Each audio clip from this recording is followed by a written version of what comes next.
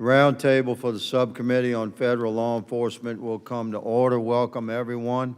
This is a roundtable, not a hearing, so it's a bit less formal than a hearing. We're going to have a solid discussion today. Without objection, the chair may declare a recess at any time. I recognize myself for the purpose of making an opening statement. Today, the subcommittee convenes to continue its oversight of an underreported but critically important issue facing our nation's immigration enforcement agencies. I speak of the crisis of unaccompanied alien children, or UACs, who become lost in our nation's immigration system due to the liberal open border immigration policies of the previous administration. The Biden administration's immigration policies created a humanitarian crisis that left around 300,000 UACs without proper legal oversight, and they became vulnerable to exploitation.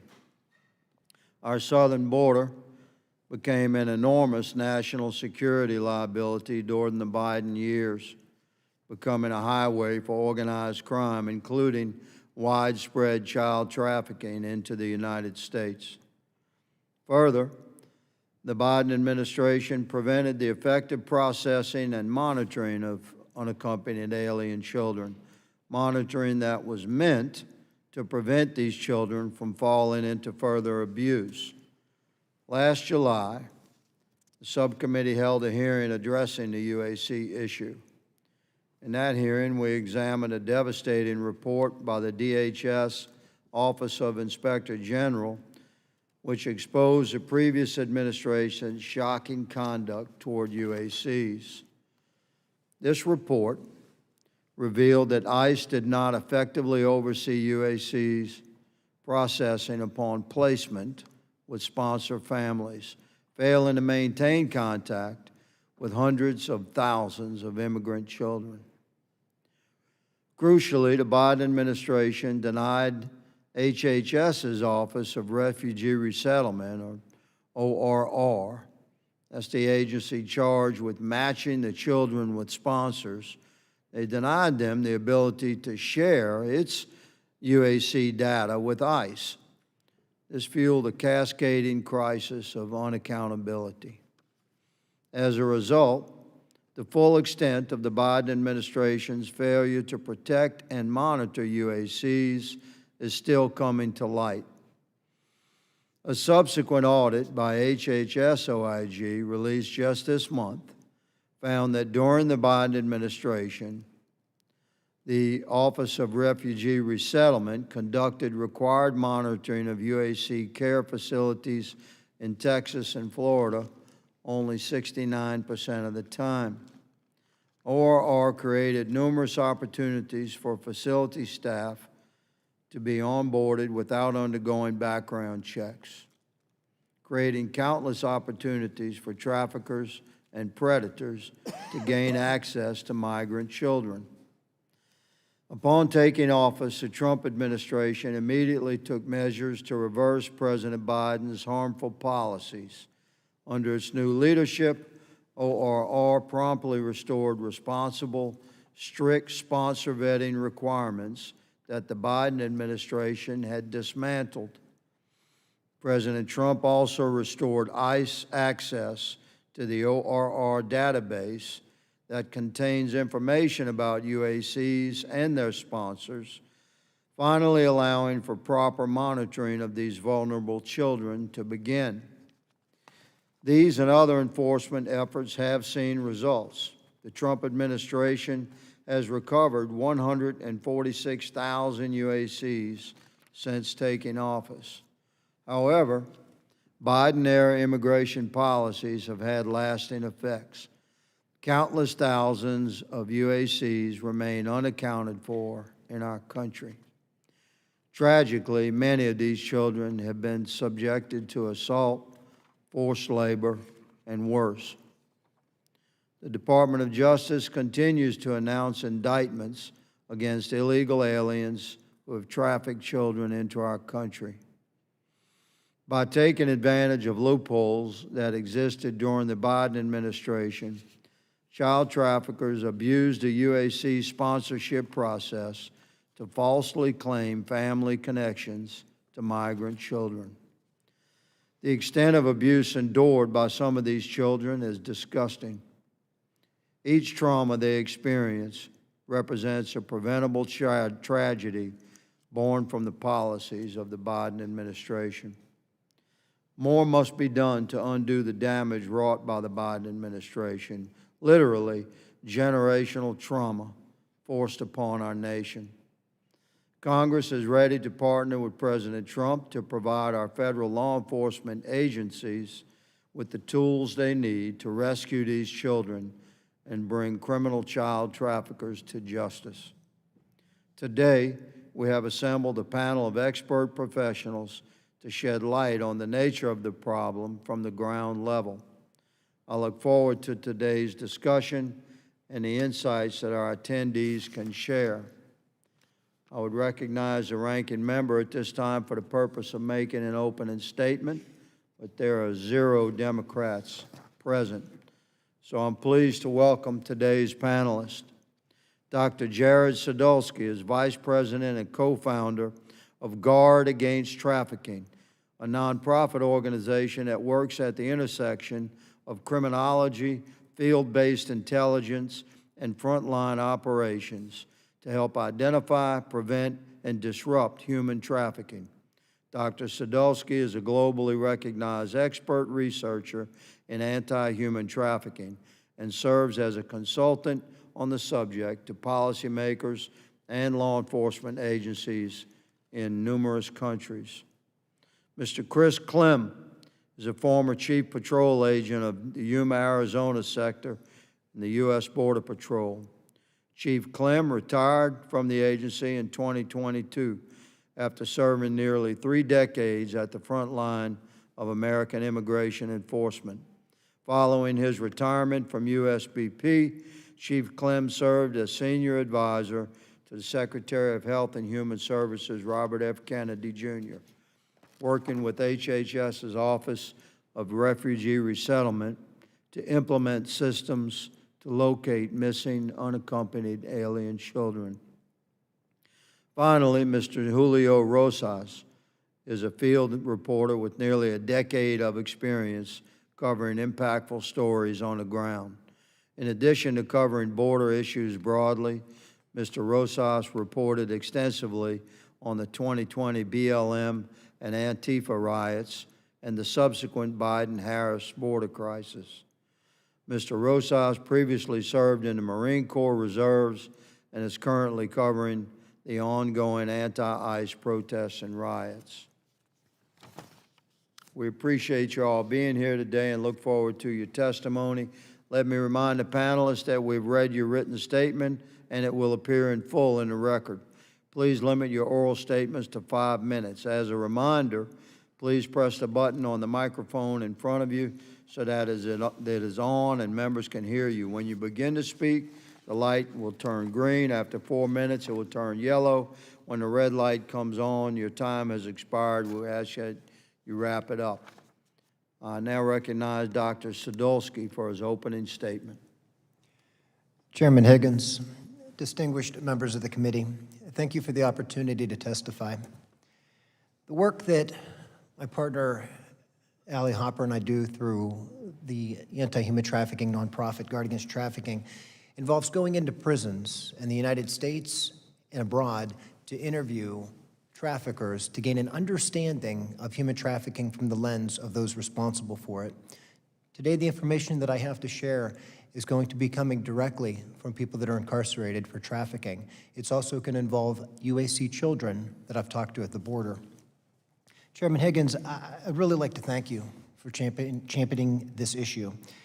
The topic of this roundtable is a stain in American history, and I truly appreciate you bringing light to this, and you've been a champion of this for many years. Well, at the border, I've observed children cross into the United States.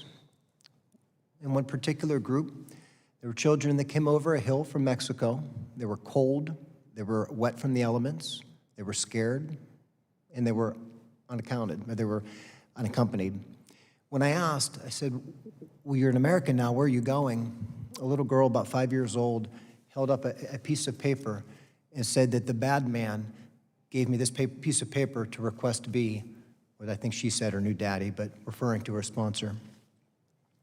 This is consistent with cartel operations because that's exactly what they're saying in prison. When the border was open, they exploited it.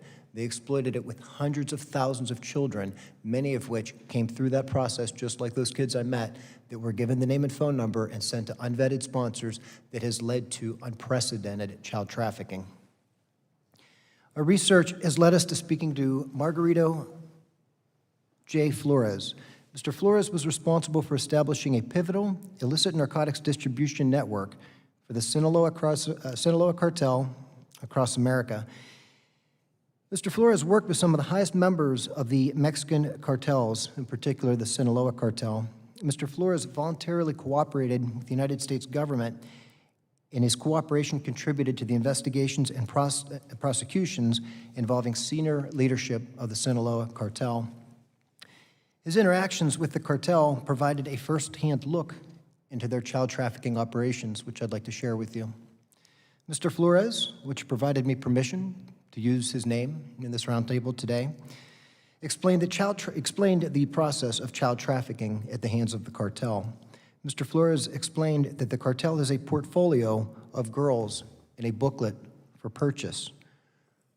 The price tag on these children's heads range from $2,000 to $12,000, depending on whether they're a virgin, and the younger the child, the more expensive they are. That is how the cartel is trafficking God's children. UAC children are especially vulnerable en route to the border. Large numbers of children have been smuggled and trafficked when the border was open. I spoke to one individual that I actually met before he was smuggled to the United States. He was a prison officer in a prison that I volunteer at in Central America doing humanitarian work. He came to the United States illegally, and I said, well, now that you're here, tell me about your voyage.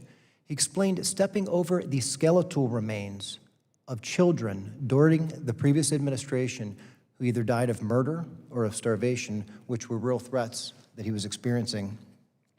Chairman Higgins, I had the opportunity to testify before you in November of 2023, and we discussed a case of a 12-year-old child in Mexico that had his eye harvested for $15,000. I can tell you that with the substantially increased amount of children coming through the border, that risk to those children was exacerbated under the last administration. As criminologists, we don't simply investigate individual cases, we study patterns. Criminal organizations identify these vulnerable children, exploit weaknesses in our government systems, and move to exploit children through labor trafficking, sexual exploitation, fraudulent sponsorships, and criminal enterprises. Opening the border opened up this business for them. Congress has the opportunity to strengthen post-placement oversight, continue to improve sponsor verification, and hold employers accountable when labor trafficking of children occurs. The most successful investigations occur when local, state, and federal partners work together. Protecting children requires timely intelligence, coordinated investigations, and decisive action. Criminal organizations collaborate every day. Protecting these children requires that we do as well. These children have become the United States' responsibility, as they were once in the hand of ORR and HHS, and they continue to remain a responsibility to locate and to provide protections. If we protect these children, we protect our communities. If we fail them, organized crime groups will continue to exploit them, and our communities will suffer. Thank you, and I look forward to your questions. I thank the gentleman. We recognize Chief Clem for 5 minutes for his opening statement summary. Greetings, Chairman and members of the committee. My name is Chris Clem. I'm a retired Chief Patrol Agent of the U.S. Border Patrol. I began my career in 1995 in Lordsburg, New Mexico as a Border Patrol agent trainee and retired on December 31st, 2022 as the Chief Patrol Agent in Yuma, Arizona. In January of 2025, I was appointed to the position of Senior Advisor at Health and Human Services to be part of the transition into the Trump administration for the first 100 days. I remain active in border security and national security as an advisor and speaker. My responses to your questions will be based on my best recollection of my experiences and observations over the last 31 years. I spent most of my career assigned to the southwest border. As a Border Patrol agent, I was a career government employee who served under 5 presidential administrations, under Clinton and ending under Biden. As the deputy chief, I was not a political appointee. During my time at HHS, my direct assignment was overseeing the Office of Refugee Resettlement and focusing on finding the missing children and directing changes to prevent this from happening again. I was laser focused on this narrow scope. It was my opinion that the country expected nothing less than me, and that's what they were going to get.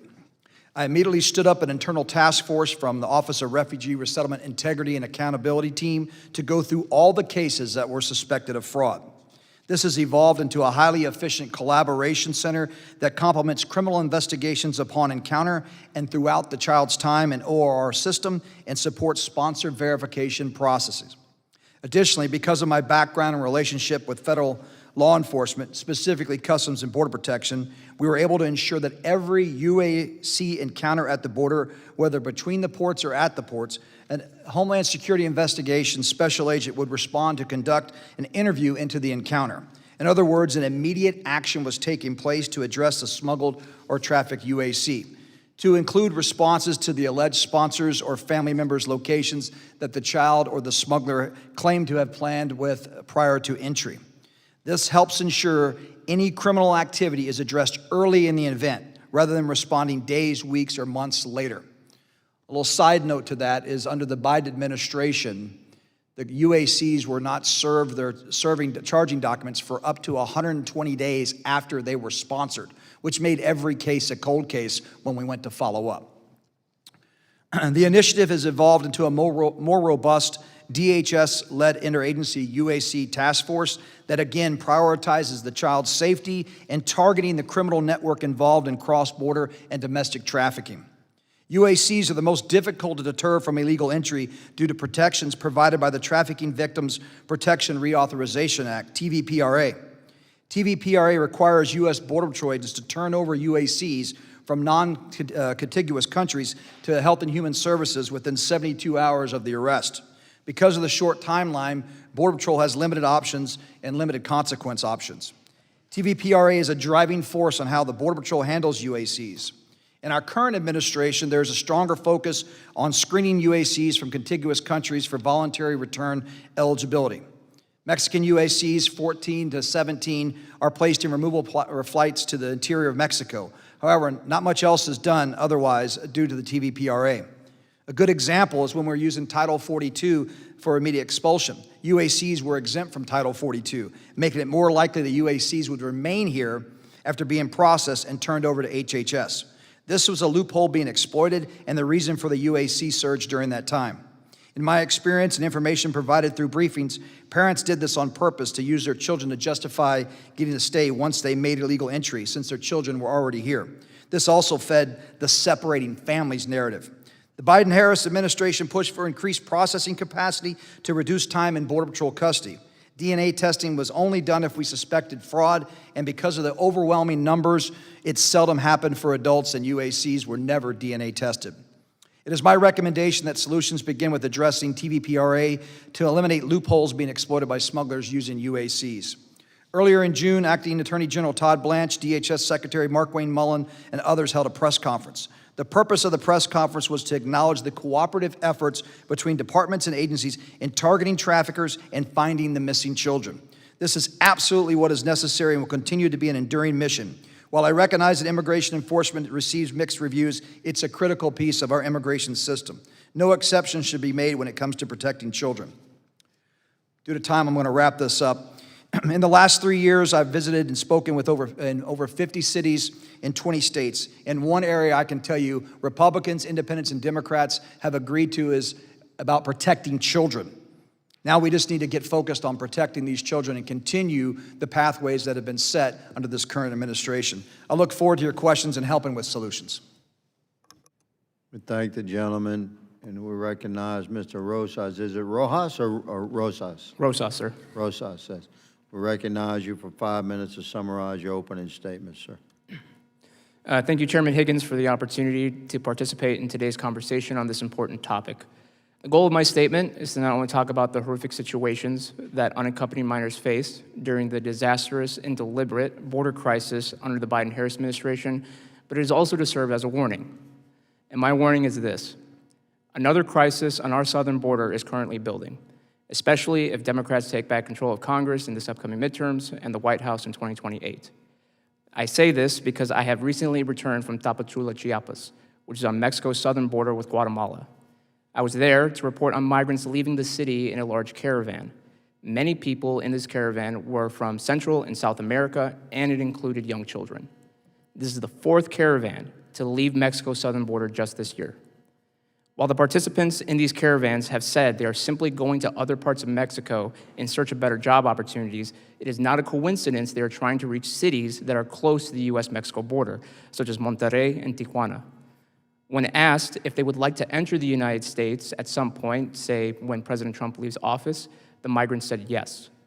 They are willing to wait until our next presidential election for the chance to have an easier time to cross illegally into the United States.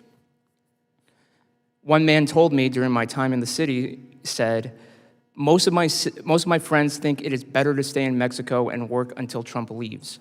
Once he leaves, we will all head north. Why not? Another man, who said this was his 7th time attempting to reach the United States, said, maybe we will organize and work in the border and see if Trump leaves, and then cross.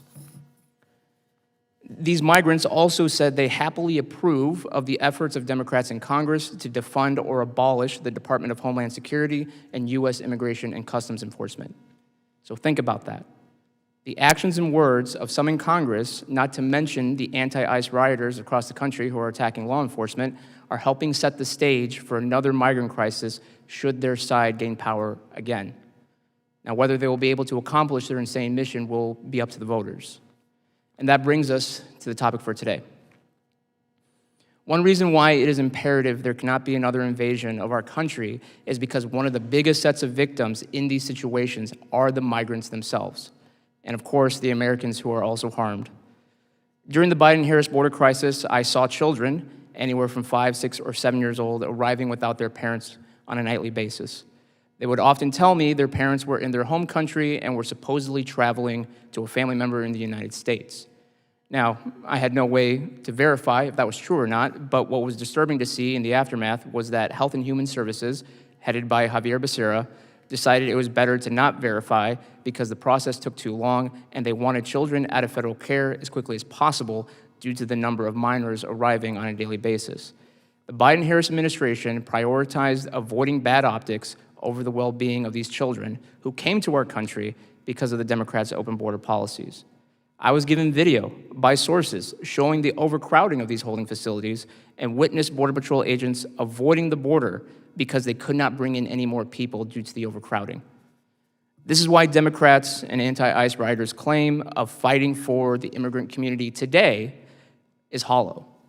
They could not have cared less about the labor and sex trafficking of these children when their party's policies put them there in the first place. I can guarantee you there are children, migrant children right now, who are trapped in these terrible situations and are praying that an ICE or HSI officer comes to rescue them. And one side of the aisle has the gall to try to defund those rescuers because they hate President Trump. That sort of political game is not just disgusting or shameful, it is evil. Mr. Chairman, I saw firsthand for 4 years the devastating consequences of open border policies. I am still reporting on these consequences, as evidenced by the recent caravan and the anti-ICE riots across the country. And one side is willing to use violence to prevent the Trump administration from solving the problem. I do not know what to expect in the years to come, but I will not be surprised if I have to cover another border crisis in the next few years. Thank you, and I look forward to your questions. The gentleman yields. I recognize myself for questioning for 5 minutes. And let me open by saying to my Republican colleagues that have assembled here, thank you for caring enough about children of God, regardless of their nationality of origin or how they got here. We certainly care about these kids They came into our country through horrible open border policies. They've been through, God only knows what type of trauma and what they've suffered. And I just want to point out for the country and for the historical record that Democrats have boycotted this hearing. I would certainly recognize them for questioning, and we would engage. This is a roundtable. Is designed to provide Congress with honest, candid information whereby we can perform our legislative duties in service to we the people.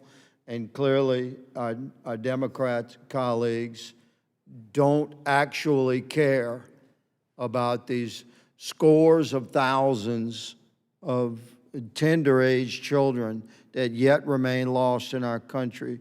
And I'll direct that question, my first, at you, Doctor.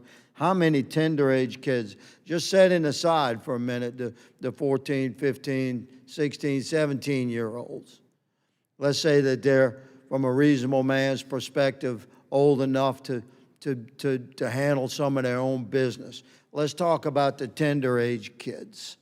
How many do you believe are still unaccounted for or lost in our country? It's difficult to know the exact number, and if we knew the exact number, we would be horrified. And we would also be horrified at the young age. There are babies that have been dropped at the border unattended. There have been children that we've come across, case after case after case, that are being trafficked. One location in, I believe it was Houston, received over 40 UACs at one apartment complex. Would like to hear, respectful of the gentleman's opinion there, would like to hear your best guess.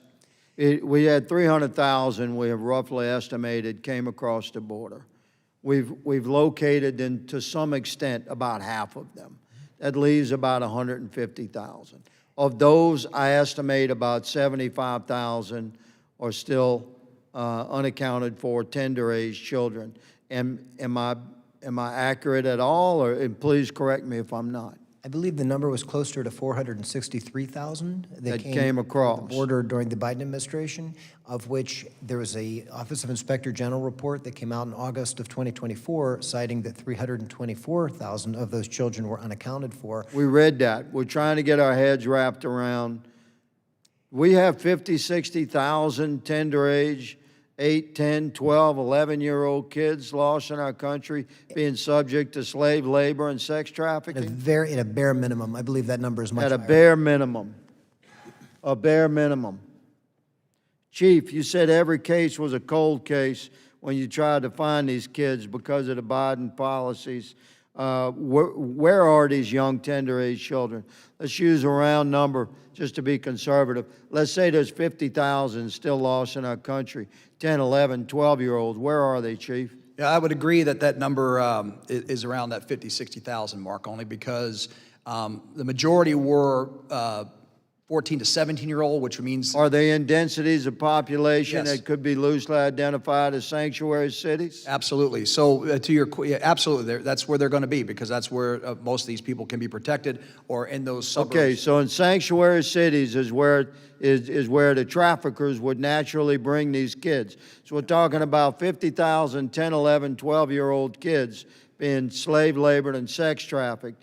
They're in sanctuary cities.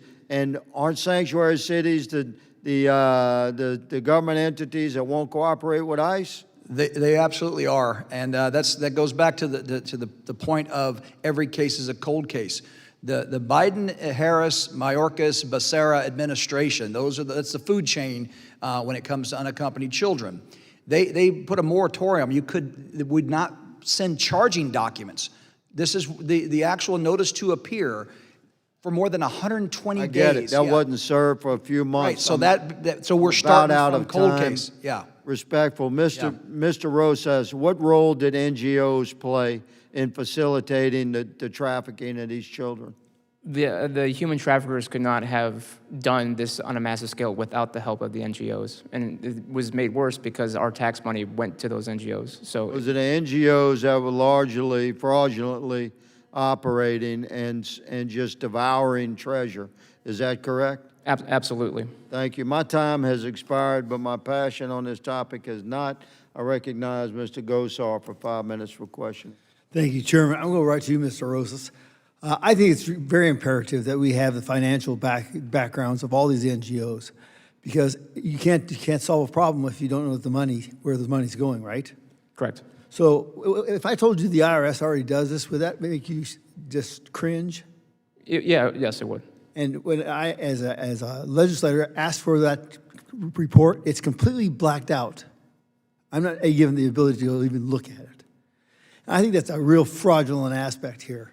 We ought to if you take a penny, either directly or through a side view, you should have to prepare us with that money. And why I'm going with this is that we condition these people to do this. It started back in Clinton. He found out that you use these immigrants as political weapons against your adversaries. Then it continued to Obama, and he goes, contrary that there were numbers where it actually decreased under Obama. He was called the chief of that dictation. But Biden just really took it to new levels, right? Correct. So what happens when the theater changes? So you find out these children go across, and there are no questions asked. Doesn't that change the whole mantra of what follows that? Absolutely. And what I would say is that, in Tapachula, where I just came from, there is a harder time organizing these caravans because, thankfully, because of the Trump administration kind of cutting off the funds, they're not able to be created in such large numbers because the infrastructure to support leaving the city and starting this long trek north is no longer there. Now, that being said, again, under a different administration and those funds are turned back on, the overall infrastructure is there to support another mass movement. So once again, if we don't want this to ever play out again, we need those NGO numbers as where they're getting their money. Because, Catholic Charities, I'm a Catholic, Yep. they were horrendous down at the border because they facilitated all this. Tough love, I guess it doesn't exist. Mr. Clem, thank you for your service. Great seeing you again. How did the Biden's open border policies enable human trafficking and the flow of drugs into our district in Arizona? And what did you see on the ground?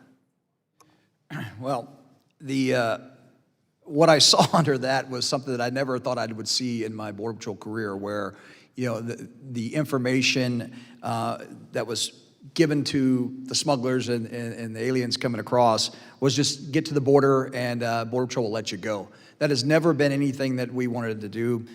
It was not part of our culture and our history. We were about rule of law. And when catch and release became the process and the policy under the Biden administration, it was an open gate. There were times in my 126 miles of border that we had 10 people assigned to cover that border, and in reality, maybe 2 agents made it down there because we were literally dealing with hundreds at a time or thousands at a time.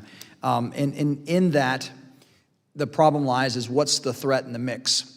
We didn't have the time to do the true investigative work to find out where somebody's background. It didn't show up on our fingerprint data systems. We had no idea, so we just had to process them and turn them over to ICE, which, again, under the same administration said we don't have any room, so they got released. So we haven't even begun to see the tip of the iceberg of what could possibly happen with the people that were caught and released. That's why these operations you're seeing across the nation are so imperative. And Arizona took the blow, right? We took the punch right in the face in Yuma when we led the nation in the number of people coming in illegally for the first 2 years under President Biden. We were not a huge corridor for unaccompanied children, but we had our share of the UACs. What we had were people from all over the world, military-aged men from China, from Eastern European countries, former Soviet bloc countries. This was a big problem that really made border enforcement non-existent, at least for the 2 years that I was chief there before I decided to retire. And then you further complicate it with these unaccompanied children because you don't know, there's no way to tell whose kid this is. Well, I can tell you that a lot of the family separations that occurred that created unaccompanied children happened in Mexico by the smugglers. They would send parents to one sector, send kids to the other sector, or even split up families and make mom and dad become mom and dad of other kids, or separate children and send them through Tucson's sector while sending a family to my sector. So it was a lot happening on the front end, which made it that much more difficult for us on the back end. And then what I discovered at my time at HHS was even worse than I could imagine. My time's out. Yield back. Gentleman yields. Mrs. Perry is recognized for questioning. Thanks, Mr. Chairman. I don't know really how to prepare for something like this. I'm not even sure what questions are relevant for you folks. According to my records, 448,820 unaccompanied children transferred to HHS ORR custody. And as of, and maybe we could talk about this, as of September of 2024, so now we're a couple years back, ERO officers were required to monitor more than 7.5 million non-detained cases using roughly 1,000 officers across 25 field offices. During one site visit, DHS OIG investigators discovered that 10 deportation officers were managing 300,000 non-detained cases, including 17,000 UAC cases, meaning each officer was responsible for an average of 30,000 cases annually. So that's about, doing the math, that's about 3 minutes a case for the whole year for each individual. This problem was created, it was created by design. And unfortunately, little kids were the commodity. They're human beings. And now they're trapped in this thing. Do we know how many, do we have an estimate how many are still out there? You're looking at me, so I'm going to go ahead and take this one. I think the number is around 80,000 is when I do my rough math, that we found 146,000, and then there was, we've seen different numbers, but the number that we were beginning to work on last year was around 280,000 of those that were completely, we had no idea, because again, back to the paper trail and having to start from scratch. And to your point, Mr. Perry, the design of the system to overwhelm.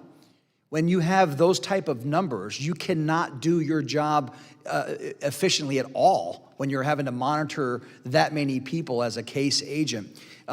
So this is an enduring problem that was created by design with failed systems, failed background checks, because of a gaslighting virtue signal empathetic cause, and not looking at the root problem that was truly created. Now you become a sucker when you sit there and allow all these people in, and you have 7.5 million people on the non-detained docket. What that means is these people are illegally in the United States, were processed, could not be detained, and were released, and they may show up for their hearing a year to 7 years later. And then you add the UACs on top of that, and you have all this misinformation and fraud. This is going to be a problem for years to come, and we've got to find ways to do it. And we've started securing the border. That's the first way. Right, to stop the bleeding, right? But right. where, other than pursuing some, and I looked through this, and of course they didn't, like you said, they didn't keep them with their families. They goes to unaccompanied. They didn't record where they were going to be in many cases or anything like that. So, what kind of locations are you encountering these unaccompanied minors now, other than the ones that you're trying to track down? But where are you just finding them, and like what kind of places? What's happening at those places, and what places in the country? Like what cities, north, south, where? Well, as far as the geography, it's all over the country. I mean, the main cities, as we mentioned earlier, a lot of these sanctuary cities are magnets for criminal activity. So therefore, birds of a feather are gonna stick together that way. We're finding a lot of these kids are not in school; they're working. They're underage, they're working. We've seen cases in California at some of the marijuana fields that they've had underage children, unaccompanied alien children working there.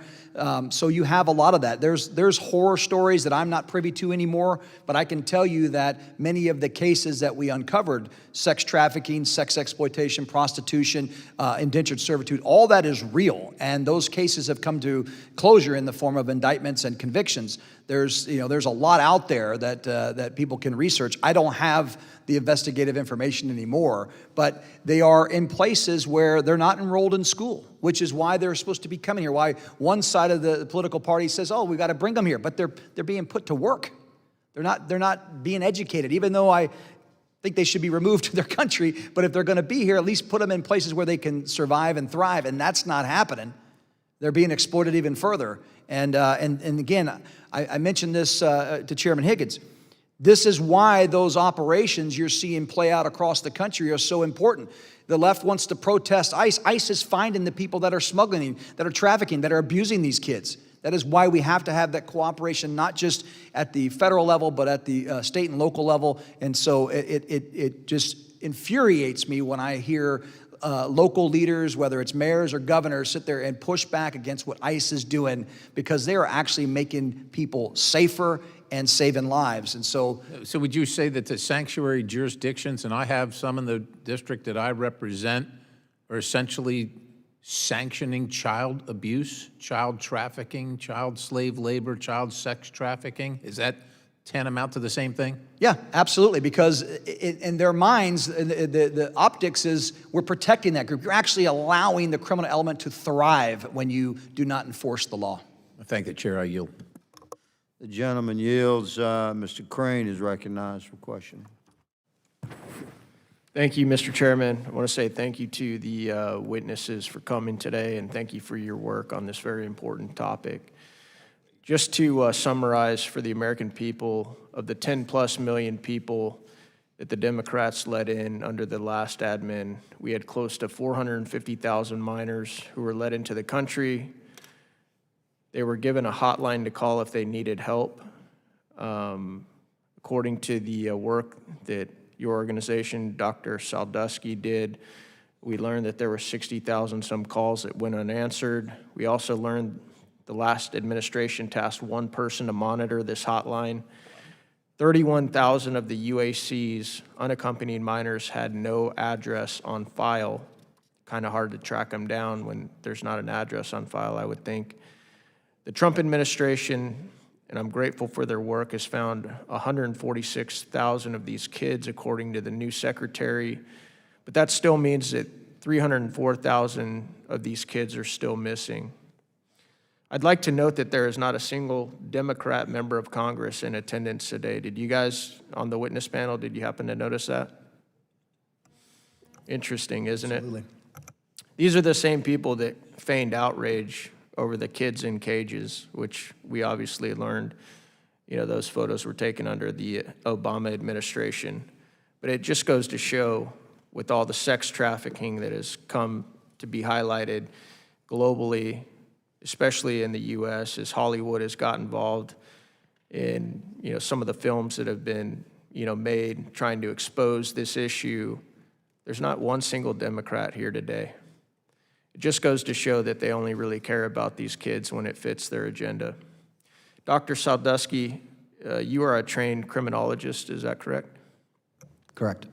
How long have you been studying criminals, victims in our criminal justice system? Over 26 years. You said in your opening statement that you were able to interview a member of the Sinaloa cartel. I believe you said his name was Mr. Flores. Is that correct? Correct. Where did you interview Mr. Flores, Doctor?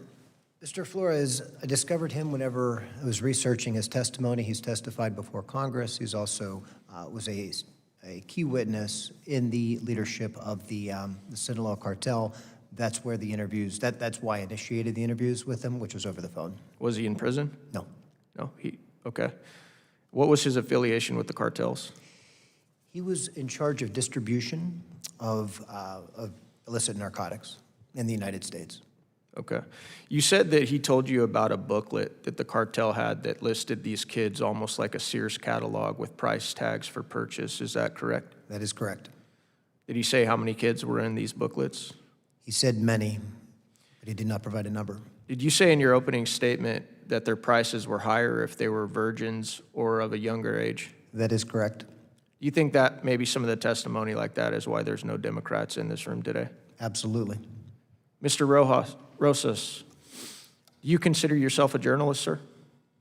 I do. I don't like the term because of what it overall represents, but technically I am. Well, I don't like the term politician either, but here we are, you know. First time somebody told me that, I almost threw up in my mouth. You said you recently went down to the border and interviewed several members of a migrant caravan, is that correct? Correct. I believe you even said that you asked them about American politics, is that correct? Correct. What did they tell you? Unsurprisingly, they're big fans of what the Democrats are doing, what they're currently doing. And we've had these debates amongst ourselves, but the whole world is watching. And that's why my warning really needs to be heeded, because now, worst case scenario, the other side gains power and undoes, again, the progress that Trump has made. There's going to be even greater incentive to enter illegally, because not only did they see an open border for 4 years, but they saw a closed border for 4 years. So there's going to be a lot of people who might have been waiting or for whatever reason didn't come. There's hundreds of thousands of migrants waiting just in Mexico, and that doesn't even include the rest of the world. Did they happen to mention the president, Mr. Rosas? Yes. What did they say about the president? Some words that I don't know if I can repeat, but mother effer was one of them. Garbage, piece of you know what. So unsurprisingly, they're not big fans of President Trump. Yeah.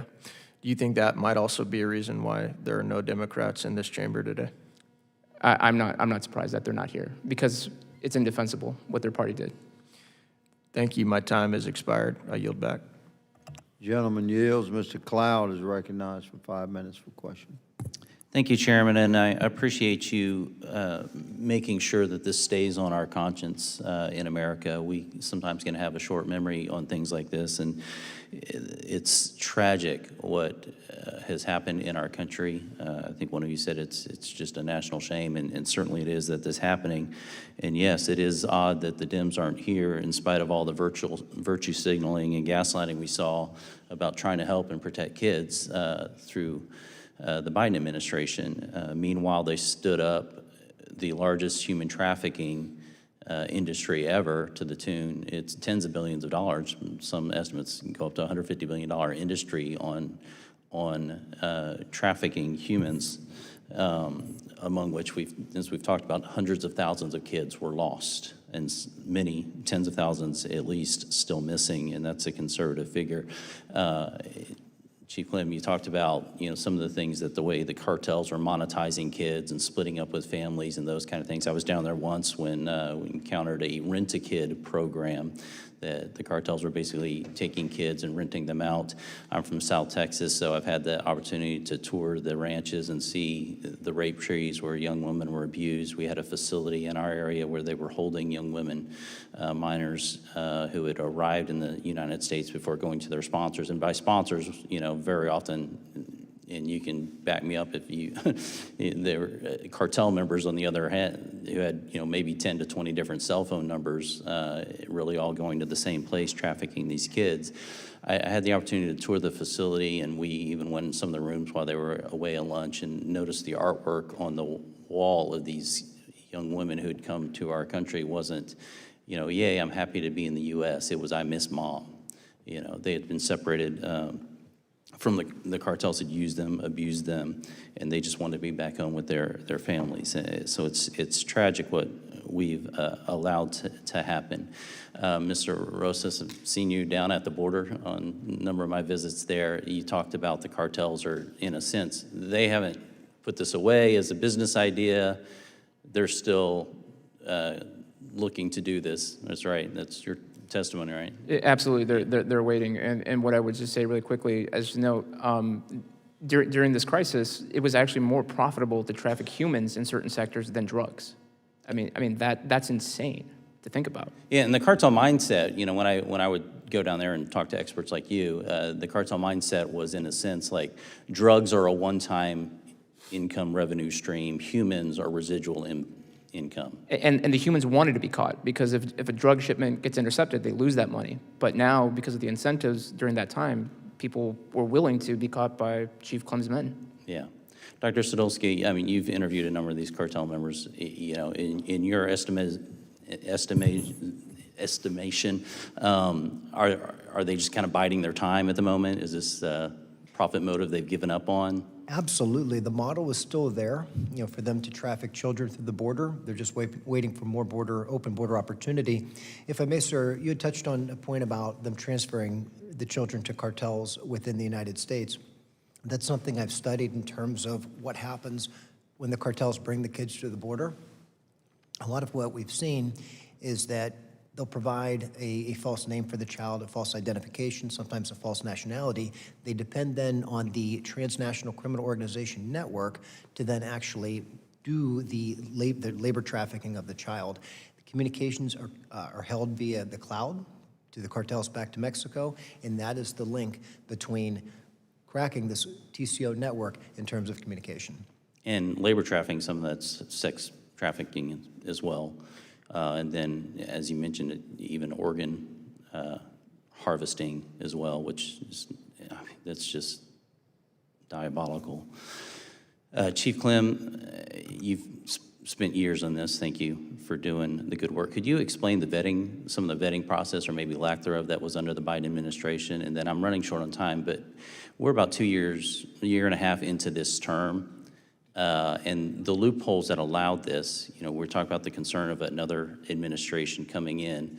But as Congress, we've yet to put H.R. 2 on the floor during this term. Does that surprise you that we haven't taken legislative action to close these loopholes? You asked a couple questions here. I am surprised that we haven't been able to get H.R. 2, which to me was a great bill. I mean, it would do all the things that we need to do, at least an initial, if I'm understanding the right bill. That is the step in the absolute right direction, and I would support that. Regarding vetting, two topics of vetting. At the border, when they're encountered, our vetting system is only as good as the information we have. So when you're from a third world country with no record collections or any, we'll never know if you're a serial killer or you're a terrorist. So we won't know. That is then a problem. So when I hear people from the former administration saying they're all vetted before they get released, absolutely not. If they're not in the system, we have no idea. It would take me longer to vet an employee for a promotion than it would for us to vet and release somebody into the country. Child. Yeah. And then on the, and I know we're running time, on the ORR part, vetting sponsors, because I think that's a critical piece. We were discovering that it was laughable at what they were using to justify sponsor. Photoshops, fraud documents, sometimes no documents, what I would call glamour shot pictures of showing biological references, like people's feet being missing in the picture. Someone said it was harder to adopt a pet. I actually said that. It took more information for me to provide to adopt a dog from the shelter than it has to get a child. That has changed. Let me just let everybody know, and for the record, government ID is required. DNA for any biological family requirement. If you claim to be the grandmother, we're taking DNA. All adult household members are having their FBI fingerprints checked to make sure that we're not releasing them to a criminal who's living in the household. There are actually home studies and suitability studies being conducted again, as opposed to just allowing that to go on based on somebody's words. So this is why it does tick me off that there's not members of the Democratic Party here to see that this is about protecting children. We are allowing thousands upon thousands of kids to go unaccounted for and missing and exploited, and there's not anybody on the Democratic side here to sit there and say, you know what? Yeah, maybe we messed up on the kid part. Let's fix this. And that's, yeah. With that, I'm going to recognize Mr. Biggs for as much time as he may consume for questioning. Oh, man, I've never had that leeway, Mr. Chairman. That's awesome. Thank you. Trump administration has been working hard to remedy the problem that we saw with children, and particularly you, Chief, you were just talking about ORR, and when that first came to our attention in January of 2023, they said 42,000 kids had gone missing. And then there was a New York Times piece that came out and says like 85,000. And then we get the ORR chief, and we're going to play this video right now if we can. Just play it whenever you're ready. Let's hear what they said in response to some questions. You don't disagree with the 85,000 number of children that we lost contact with. I'm not saying you lost them, so we lost contact with them. We don't know where those kids are. Is that fair to say?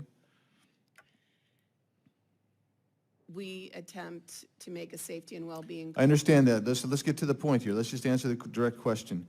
When you made the call, you didn't get a response. Your letter tells me that you usually make 3 calls. You got no response on any of those 3 calls in 85,000 kids. Is that right? In 81% of the calls, we are. You lost 80. You didn't have contact with more than 85,000 kids. Is that fair to say? Is that fair? I mean, just yes or no. We're not saying, oh, what's your percentage? 85,000 children that were placed by you.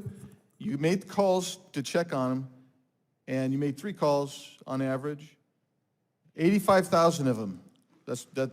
You have no idea where they are. You don't want to answer the question. That's fine.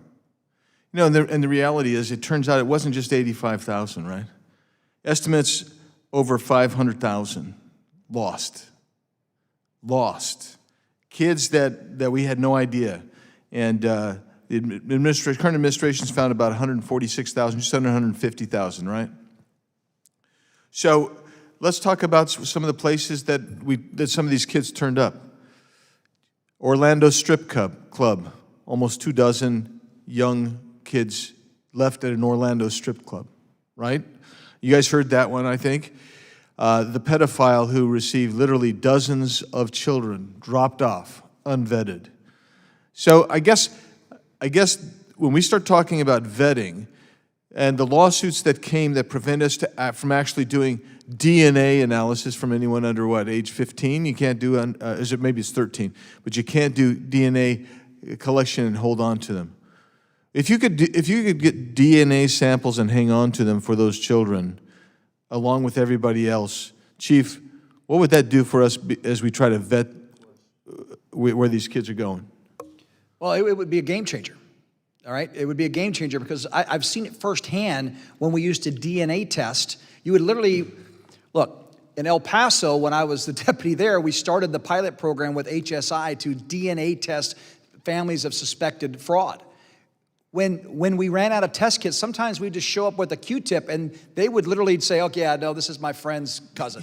Like that's how important, because they know once they submit that DNA, they're busted and they'd be caught and it'd be a lie. So DNA testing, when it comes down to protecting kids and to prevent the renting or the recycling of children, that's one end. It would also help us start closing gaps when we find missing and murdered and exploited kids that, hey, we know who these people are. We can bring closure and we can actually follow the money trail and actually go after the criminal syndicate that's moving this. So DNA is imperative when it comes down to protecting these kids. Let's think about this. So in Yuma, I can't remember if you were chief there or you were coming in to be chief.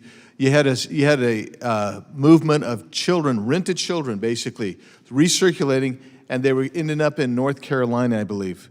Yes. And that's that happened right before my arrival, but it was an alert Border Patrol agent during processing that said, that kid looks familiar. And when they figured it all out, that child had been arrested as a family member, I think 3 times, moved through Ohio to North Carolina and was going back to South America or Central America to be recycled again. When we look at this and we see our colleagues across the aisle who, well, I guess we don't see them. We don't see them. If we could see them, they would have to confess and admit that their policies, the policies of the previous administration, put hundreds of thousands of children in danger. We haven't recovered all those children. We don't know if they're dead or alive. We don't know if they've been sex trafficked, if they've been labor trafficked, or heaven forbid, if they've been had their organs harvested. This is the kind of thing that goes on, and that's this group of people on this side of the aisle don't care enough to come here and have an open discussion about what their policies rot and how to figure it out and how to fix it. Mr. Chairman, I don't want to, I got a whole truckload of questions. I won't take much time because I'm over, but if I can give some, I'd like to submit some documents for the record. This is the letter I wrote January 10, 23 to ORR. There's an article, DOJ, more than 475,000 children trafficked to U.S. under Biden, 300,000 unaccounted for. DOJ announces indictment of unaccompanied minor sponsors. Unaccompanied minor sponsors, we didn't even talk about that, how you had these unaccompanied children, ostensibly. Previous documents admitted without objection. Thank you. They come in, and then they turn around because they know there's no vetting, and they become sponsors when they're underage to bring children in. Unbelievable. DHS Inspector General confirms about 300,000 migrants missing, 146,000 unaccompanied migrant minors located in the U.S. under Trump. Biden's HHS lost nearly half the unaccompanied migrant children released to sponsors. Half of them. Report finds more than 340 migrant kids were sent to live with non-relatives who then sponsored other children. DHS says 233,000 unaccompanied children were lost during Biden presidency. An indictment spotlights Arizona's role in Sinaloa cartel trafficking routes. And we didn't even get into off the Cocopah Reservation, the Tohono O'odham Reservation, and right now the hot spot, which is near Naco, Arizona. Human cost of Biden's shameful children's crusade at the border. Gentlemen, thank you for being here. All additional documents submitted to the record without objection. Thank you. Thanks for being here. I think we all know that there's still roughly 1,000 per day that are coming across of gotaways. Roughly, that's the estimate that we have. And that means that you're still going to have children being actually trafficked across the border, particularly the top two areas are the Tohonos and also in the Naco area right now on the border. So I'm thankful for you being here. Thank you, Mr. Chairman, for indulging me. And doggone it, this ticks me off. The gentleman yields. Mr. Jack recognized for questioning. Well, thank you, Mr. Take your Chairman, time, and I want to commend Mr. Biggs. His commentary, I think, is illustrative of the right person to lead the state of Arizona. Hopeful that works out in just a few months' time. Dr. Saldusky, if we could start with you. My first question is really centers around the why. I don't think this is a failure of law. I think it was a failure of the past administration's disability to follow the law. So I'm curious as to why, for the record, you believe the Biden administration refused to enact the laws, or rather comply with the laws Congress had previously passed to support this issue. I think it was by design to flood illegal migrants into the United States, potentially for votes. We'll go down the line. Mr. Clem? I think this began under President Obama and Biden when they could not get the immigration reform he wanted. He began these series of actions that only got worse under President Biden, and it comes down to changing demographics in our electoral college, whether it's now or in 18 years when these unaccompanied kids or illegal alien children that are born here end up become voting members of society. I agree. Mr. Rosas? I certainly agree with their assessment, but not to sound cliche, but it just boils down to Trump derangement syndrome. They hate President Trump that much that if he's for it, they're against it. If he's against it, they're for it. And it doesn't matter if children are harmed in the process. And specifically, we'll start with Dr. Saldusky. What concrete steps have you seen this administration change from the past? With respect to last 2 years, you've seen a drastic reduction in illegal crossings. Curious as to what concrete steps have been the most helpful. I was on the border 2 days before the inauguration, and then I believe it was roughly a week later, night and day difference. So it started with securing the border, and then it also involved bringing people in that understood the issue and took over ORR and went immediately looking for these children. When I discovered the issues that were going on in ORR in terms of children blindly being sent, that stopped overnight at the inauguration. And with respect to this past Congress, we've enacted many incredible border security laws. I'm curious with respect to Reconciliation 2.0, which was recently enacted, and then likewise the One Big Beautiful Bill Act. What are some of the provisions of those two bills that have really enabled the Trump administration to address this issue and, again, to follow the will of the law? Right, providing the funding necessary to go rescue these children. Likewise, Mr. Clem. Well, I will tell you, first and foremost, it's securing the border. It all starts with stopping the leak, right? There's been a 96%, I think the latest number is 96% decrease in overall border traffic since the Biden administration. So that's huge when you reduce the flow. On the ORR side, as I mentioned earlier, completely overhauling the sponsor vetting system and requiring, the very minimum of criminal investigation or background checks, fingerprinting, DNA testing has actually shut down that movement. There's not as many kids coming across because they know that the sponsors are going to be checked. We're seeing, again, the number decrease. I think there's just over 5,000 UACs that have come in this year compared to 25,000 last year. Remember, last fiscal year started at the end of Biden, and so we've just seen a steady decrease. So all the things that were enacted on the One Big Beautiful Bill continues to secure the border, giving the enforcement agencies the resources they need, but also, includes working systems to support ORR and the investigative side and criminal side, if you will, of cooperation between multi-agencies. This is huge. And again, it is an enduring mission until we find every one of these kids, until we can do everything we can to prevent this from happening in the future. Thank you, Mr. Clem. In closing, Mr. Chairman, I also want to recognize, not with us today, but the service of one of my dear friends who is the senior advisor at HHS for human trafficking. His name is Kevin Malone. He's a former Major League Baseball general manager of the Los Angeles Dodgers and the Montreal Expos, but he felt a call to serve after leaving baseball about 25 years ago, focused much of his life on combating human trafficking, specifically around children. And today he serves in President Trump's administration as senior advisor of human trafficking at the Department of Health and Human Services. His leadership helped build baseball teams. Now it's helping protect children, and I commend him for his service. I hope each of you have an opportunity to work with him at HHS. They have done, as you've mentioned throughout this hearing, rather a roundtable, a tremendous job at supporting the efforts of DHS and other agencies. And with that, Mr. Chairman, I yield back. The gentleman yields. I believe Mr. Gosar has an additional question. Yeah. First of all, Dr. Sadusky, when you were flooded at the border, it's very hard to try to figure out where these children were accompanied by parents, right? Correct. And all that hecticness that Mr. Clem talks about, just really can't go very far. You're just being overrun. So now the timeline I kind of want to get back to is we're seeing this thing happening, getting worse, okay? It started with Cuba. They sent the boat people over. They sent their criminals, and they sent their mental issues people over. And Castro chuckled. He chuckled at it. Well, then you get the Catholic Church involved. You had Clinton, you had Biden, and you had Obama. Okay, and they're using this as lawfare. Now we got to quote Luis Brandeis.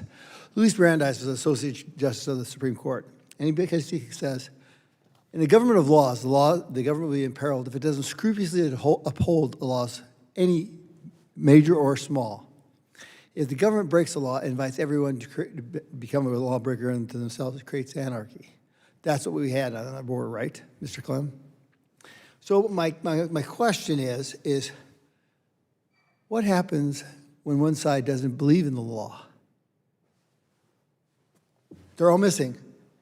We're up against the fence because we lose the midterms, and we go back to this, and even worse. Now, what I did is I ran down and I got this book. Have you read this book? This is a must-read. This is an absolute must-read. It's by Peter Schweitzer, and it's called The Invisible Coup. Have you read this, Mr. Rosas? It's pretty amazing, isn't it? It's happening right in front of our eyes. And it all comes down to the rule of law. We're not abiding by any rules of the law. We break it when we find them to be helpful to us, and we don't hold it back. And that's sad to say. It's really sad to say. And it comes in this hearing on the basis of children, on the backs of children. I'm going to end with this. In northern Mexico, we also found, I think, Mr. Clem, I think you might have known about this, the incinerated bodies of maybe many thousands of kids and young women. That was sad, because if that was going on at the same time, oh my Lord, the agony and the pursuit of those people being utilized like cows and calves, and sick. That just absolutely sickens me. But we have to resolve this, because it's going to happen again. And then we're not going to really be what Ronald Reagan called us, that beacon of light on the hillside. Thank you for everything you guys do, and thanks for coming this morning. Thank you. Gentleman yields. Mr. Cloud, do you have an additional question?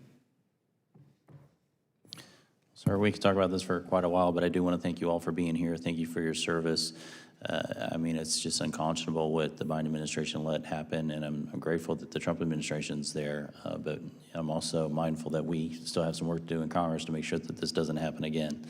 And so thank you again for your service. Thank you for making sure that this stays in front of the American people and stays in front of Congress. The gentleman yields. In closing, let me thank you each for being here. You're gentlemen of distinguished accomplishment and service to our country. And we find ourselves as dedicated servants to we the people, the Republicans that appeared on this committee today, to listen to the wisdoms that you had to share. We care greatly about our country, and we love our people from sea to shining sea that we serve. And yet, if we fail to codify the strong border security policies of the Trump administration by passing H.R. 2 and the sections of H.R. 2 by some method or form to pass the legislation of H.R. 2, then we are clearly leaving ourselves wide open for the kind of human wave upon human wave of misery and torture and lawlessness that we witnessed at our southern border in 2021, 2022, 23, and 24. And Mr. Rosas has testified this day that there are hundreds of thousands of illegal immigrants amassed at our southern border, just waiting for a Democrat majority. But we can insulate ourselves from that level of harm if Republicans have the courage to force H.R. 2 and the legislative sections of H.R. 2 through Congress and get them to the president's desk. So I hope that today's roundtable is a reminder to my congressional colleagues that we have legislative work to do, and by God, we should get it done. Mr. Rosas, I'll talk to you after the hearing, but our time has expired, and this roundtable is hereby adjourned.